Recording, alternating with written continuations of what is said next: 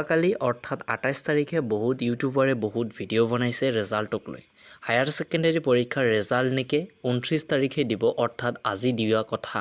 এইটো কথা সত্য নে অসত্য? মই এই কথাটোত ক'ম যে এই কথাটো সত্য নহয়। কাৰণ এই কাৰণে তেওঁলোকে কৈ আছে যে ২৯ তাৰিখে ৰেজাল্ট দিব বুলি। কাৰণটো এইটোৱে যে আমাৰ মামাই ইয়াৰ আগত কৈ দিছে যে এপ্ৰিলৰ লাষ্টত আমালোক ৰেজাল্ট দি দিম অৰ্থাৎ হায়াৰ ছেকেণ্ডেৰী পৰীক্ষাৰ ৰেজাল্ট দি দিম। কিন্তু কেইদিনমান আগতে কৈ দিলে যে মে' মাহৰ প্ৰথম সপ্তাহত হয়তো আমালোক দিব পাৰোঁ।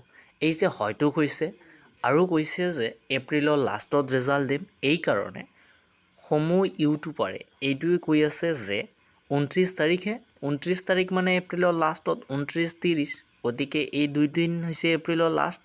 সেইকাৰণে কৈ আছে যে এই ২৯ তাৰিখে দিয়াৰ কথা। গতিকে দিয়াৰ কথা কনফাৰ্ম কিন্তু নহয়। একেবাৰে কনফাৰ্ম কিন্তু নহয়। মই তোমালোকক আগৰ এটা ভিডিঅ'ত কৈছোঁ, আগৰ এটা মানে কি বহুতকেইটা ভিডিঅ'তে কৈছোঁ যে ৰেজাল্টৰ খবৰ কেৱল মাত্ৰ আমাৰ এডুকেশ্যন মিনিষ্টাৰ আৰু আমাৰ CM অৰ্থাৎ অসমৰ মুখ্যমন্ত্ৰী আমাৰ মামাই জানে। এই দুজনৰ বাহিৰে আৰু ৰেজাল্টৰ খবৰ কোনেও নাজানে। গতিকে যিদিনা ৰেজাল্ট দিব তাৰ আগৰ দিনা তোমালোকক টুইট কৰিব আমাৰ মামা আৰু এডুকেশ্যন মিনিষ্টাৰে। আৰু মই যোৱাকালি ৰাতি এটা ভিডিঅ' দেখিছোঁ।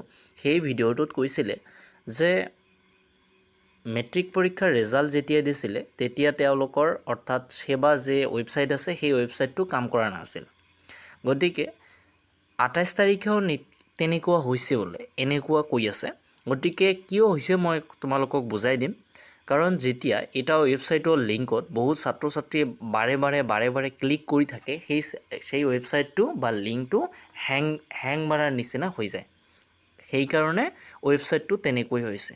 বহুত ছাত্ৰ ছাত্ৰীৰ ওচৰত আহিছে, ময়ে যোৱাকালি ট্ৰাই কৰিছিলোঁ, মোৰে ইয়াতে আহি গৈছে। গতিকে ৰেজাল্ট দিয়াৰ যদি চান্স থাকে তেন্তে আমালোকো জনাই দিম আৰু আমাৰ মামা বা হিমন্ত বিশ্ব শৰ্মা ডাঙৰীয়া আমাৰ অসমৰ মুখ্যমন্ত্ৰী তোমালোকক টুইট কৰিব। ঠিক আছে। গতিকে ছাত্ৰ ছাত্ৰীসকল মনে মনে থকা, আজি ৰিজাল্ট দিয়াৰ কোনো চান্সেই নাই। কাৰণ যদি তেওঁলোকে সেই কথাটো নকল হয় যে আমালোক মে'ৰ প্ৰথম উইকত ৰেজাল্ট দি দিম, এনেকৈ যদি নকল হয় তেন্তে তোমালোকে ভাবি ল'ব পাৰা যে ৩০ তাৰিখ বা ২৯ তাৰিখত দিব পাৰে। তথাপিও এটা কথা তোমালোকক জনাই দিওঁ, যিহেতু তেওঁলোকে কৈছে যে মে'ৰ প্ৰথম সপ্তাহত হয়তো আমালোক ৰেজাল্টটো দিব পাৰোঁ বা প্ৰকাশ কৰিব পাৰোঁ এনেকৈ কৈছে। গতিকে তোমালোকে ৩০ তাৰিখত এটা চান্স ধৰি ৰাখা। ৩০ তাৰিখত কিন্তু চান্স আছে। গতিকে ২৯ তাৰিখত কোনো চান্সেই নাই। ঠিক আছে।